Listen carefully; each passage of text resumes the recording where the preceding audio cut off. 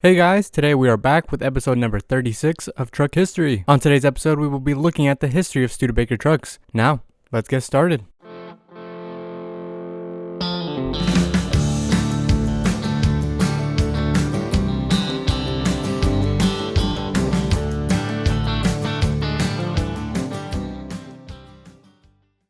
Descendants of German immigrants, the history of Studebaker goes as far back as 1729. But it wasn't until 1852 when Henry and Clem established H&C Studebaker, a blacksmith shop, and ran their business on the philosophy, always give more than you promise. The following year, with the help of younger brother John M., they constructed a sturdy wagon that John provided to a wagon train as payment for his overland passage to California's gold fields. From 1853 to 1858, John earned a small fortune in Hangtown, now called Placerville, making wheelbarrows and other gold mining tools. In 1858, John returned to South Bend and invested his earnings in his brother's business. In 1862, the Union placed orders for wagons, gun casings, and other war materials. The business was prospering, and the Civil War helped quite a bit as they supplied wagons for the Union Army the entire war. By 1868, annual sales had reached 3,500,000. And later that year, the three older brothers formed the Studebaker Brothers Manufacturing Company. So, by the time the United States was 100 years old, the Studebaker Brothers Manufacturing Company was the largest producer of horse-drawn vehicles in the world. By then, brothers Peter and Jacob had also joined the company. By the end of the Civil War, adventurous settlers were now moving west, and the wagon works in the South Bend were positioned to take advantage of this surge in wagon sales. The brothers had become industrialists, and in 1875 sales topped 1 million for the first time, and the following year they attended the nation's centennial, where their vehicles won numerous awards. In 1877, John Clement passed away. He left the world an amazing legacy in his sons, and he had lived to see it all.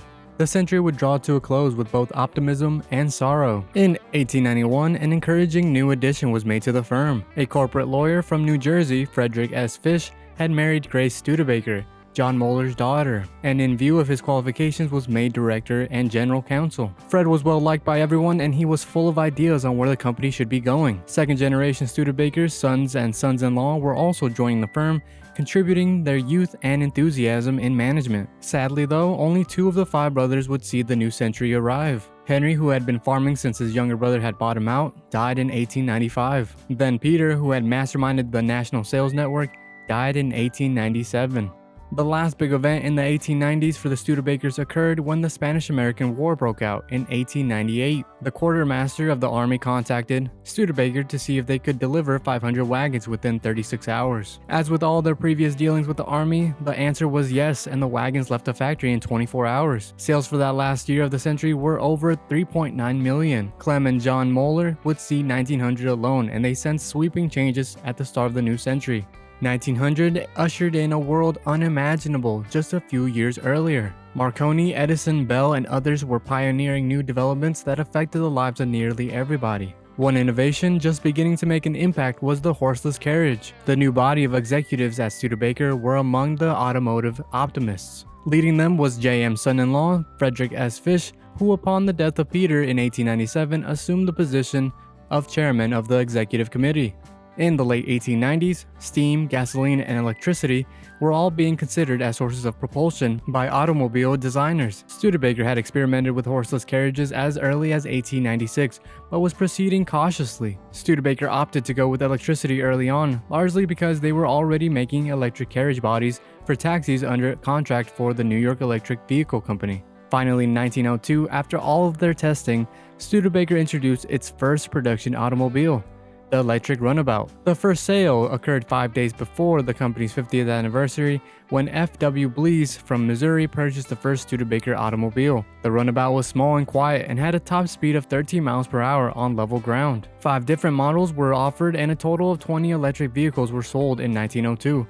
Wagon sales that year topped 4 million. Even as the electric runabouts were first rolling out of the factory, there was a perception that gasoline power was going to win out in the end. Studebaker was anxious to move in this direction. The main obstacle for Studebaker was that they lacked the machinery required to manufacture engines and other automotive components. The solution to this obstacle was Arthur Garford. The Garford Motor Company of Cleveland, founded by Arthur Garford, had made the chassis for Studebaker's electrics and was now expanding into the manufacture of gasoline engines. Studebaker worked out an arrangement where Garford would supply chassis and engines, while Studebaker would make bodies and assemble the finished product at South Bend. The cars were to be known as Studebaker Garfords, and the first one was sold as soon as it rolled out of the factory on July 22, 1904. This was Studebaker's first gasoline automobile, a 2-cylinder, 16-horsepower touring car. The Studebaker Garfords were a success, and combined sales figures for wagons and automobiles increased dramatically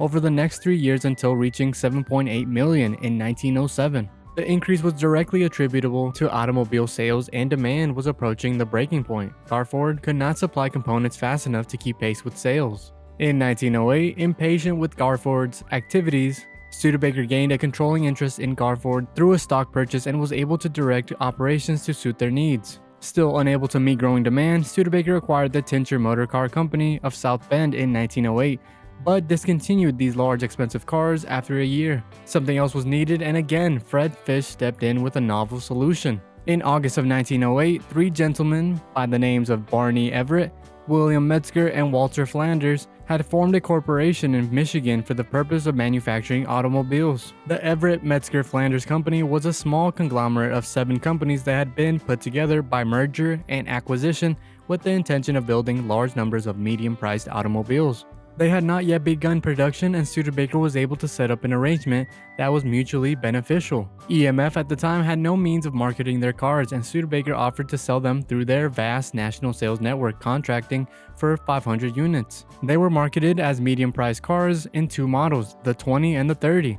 Referring to horsepower, at 1,000 and 1,250. The Garford line was continued as a luxury model, selling for $4,000. In the 16 months following the EMF deal, over 8,000 cars were sold. 12 months later, at the end of 1910, sales had nearly doubled to 15,000. However, behind the scenes, there was a battle taking place. The Model 20 had numerous engineering problems, including faulty transmissions and clutches, which EMF was indifferent to remedy. JM, who still believed always give more than you promised, was not at all pleased. Studebaker's president, Fred Fish, also unhappy with EMF's poor quality and lack of management, gained control of the assets and plant facilities in 1910. EMF and their subsidiaries were merged with Studebaker Brothers Manufacturing Company to form the Studebaker Corporation on December 31, 1910. The EMF name continued into 1912, with the Studebaker name becoming more and more prevalent on the cars. In 1913, the EMF name was replaced by Studebaker. To remedy the damage done by EMF, Studebaker paid mechanics to visit each unsatisfied owner and replace the defective parts in their vehicles. This cost the company well over $1 million. When the 1911 models resumed sale, there were more surprises. They now carried no other name than Studebaker. More importantly, prices were cut and generous warranties were included, and it was all announced in a national ad campaign. The public was delighted and the competition nervous. When 1911 drew to a close, over 22,000 cars had been sold, grossing over $28 million. Things had never been better, but significant change was on the horizon. By 1913, Studebaker became the 3rd largest producer of automobiles in America, after Ford and Overland. The power base at Studebaker was beginning to shift. Key positions were being filled from outside the family, even though sons and sons-in-law continued to occupy some executive positions. A.R. Erskine, who had joined the firm in 1911, distinguished himself through his organizational skills and rose to first vice president by 1913. Not too long after, Harold S. Vance came to South Bend from EMF Detroit to serve as assistant treasurer, thus beginning his ascent. In 1915, the inevitable came to pass. JM stepped aside, assuming the title of honorary president. In July of 1915, Erskine stepped up as president, and Fish became chairman of the board. JM kept his office and continued to concern himself with the company affairs until 1917, when he passed his key on to Fred Fish. Eager to enjoy his golden years, John Moeller allowed the next generation to take the helm. In 1914, Europe was at war, and urgent orders for war materials began to pour into South Bend. Although the United States would not enter the Great War until 1917, Studebaker became involved right away. Late in 1914, the British government placed an order for 3,000 horse-drawn wagons. Later, they added an order for 20,000 sets of 6-horse artillery harnesses and 60,000 artillery saddles to be delivered in 20 weeks. Studebaker shipped the completed order in 16 weeks in what is thought to have been the largest munitions order ever placed with a single supplier up to that time. Orders continued coming in from England as well as France and Russia. As the war stalemated in the trenches, the types of equipment needed changed. Equipment for horse-mounted troops and horse-drawn artillery was replaced with requests for water wagons, ambulances, artillery carriages, bayonet scabbards, staff cars, and late in the war, caterpillars. In 1917, when America finally entered the war, Erskine sent a telegram to the White House, placing Studebaker at the president's disposal, the first automaker to do so. As in previous wars, Studebaker selflessly supported its government, and as before, made little in the process. Erskine wisely looked ahead and was making post-war preparations, even as doughboys were departing for France. He not only had designers working on new cars, but had architects planning new factory facilities. As the nation embarked on the World War, another era of Studebaker came to a quiet and dignified close. On March 16, 1917, John Moeller Studebaker passed away at his home. He and his brothers had built an industrial giant from nothing, and after his passing, capable and dedicated people would take the business to even greater heights. So that is part 1 for you guys. Hopefully you guys enjoyed it, and part 2 will come out shortly. Before you leave, be sure to like the video, subscribe to our channel, and comment below. What did you think of part 1? Fall in love with our February sales as we have 10% off all in-store purchases. And if you join our Chrome Club, the discount gets bumped up to 15%. We also have 15% off grill inserts, 15% off stainless visors, $75 off classic style bumpers, 15% off train horns, set of 10 lug nuts 15% off, and free freight on all Roadworks exhaust products. If you want to stay up to date on the new content coming your way, check out the Chrome Corner Wednesdays at noon with our host, Dave Coleman. Thanks again guys for watching. I'll see you next time, and remember, if your rig don't shine, you don't know jack.